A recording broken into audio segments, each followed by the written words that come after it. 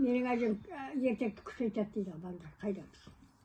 Мен басынан өткен оқиғалар ғой. Тие салып, қарыны күйдіреміз жаңағы, піскен тарыны. Сол күйеді ғой, жан. Соған ананы суға саламыз, тие салып, тие қылып істеп аламыз. Пиро ғой ол уақытында. Пиро ғой, мұндай емес. Ол төгіліп бара қасқиды. Жүгіреміз, аяз, қырау жаздырып еді, күзі күні. Боран күні екібастан бармаймыз, аяғымызда дым жоқ.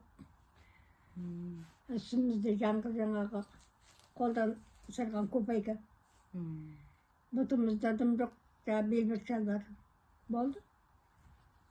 Бұл соғыс кезі, да? Соғыс кезі ғой. Тылардагер бұл сөз. Еңбекардагер тылардагер. Түрге жол қоғамдық бірлестігі Ақтөбе облысы Ырғыз ауданы бөлімшесінде Ырғыз ауданының Аманкөл ауылдық округінің тұрғыны 90 жастағы анамыз туралы біз ең алғаш рет тиктокқа түсірілген балдары тарс деп отыр екен. Содан көрдік те, соны сұрастырып едік. Бұл кісінің үшінші қыз баласы біздің қазақ аналар дәстүрге жолдан мүше екен. Сосын сол баладан сұрадым, Гүлсім аты, әже қайда деп. Әже кіші баласының қолында осы күні қалаға кетті деді. Содан кейін біз бұл кісі адресін алдық, мекен жайын алып, мен өзім іздеп келдім, сөйлестім, бүткіл құжаттарын көрдім. Сосын қазақ аналар дәстүрге жол қоғамдық бірлестігінің Ақтөбе филиалының төрайымы Назира Сәрсенбай Стабильдина. Сол кісіге ой тастадым, осылай әже бар екен. Осыны біз қалай жарыққа шығара аламыз деп. Ол кісі қолдады, бірден қолдады.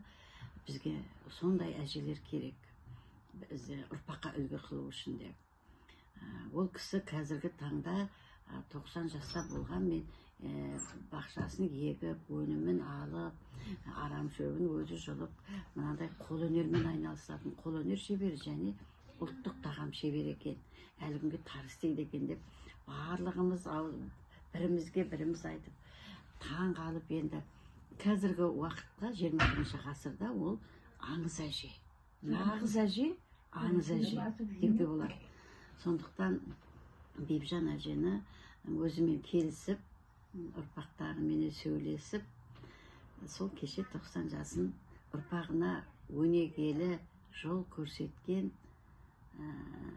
қартана деп 90 жасын кездесу өткіздік.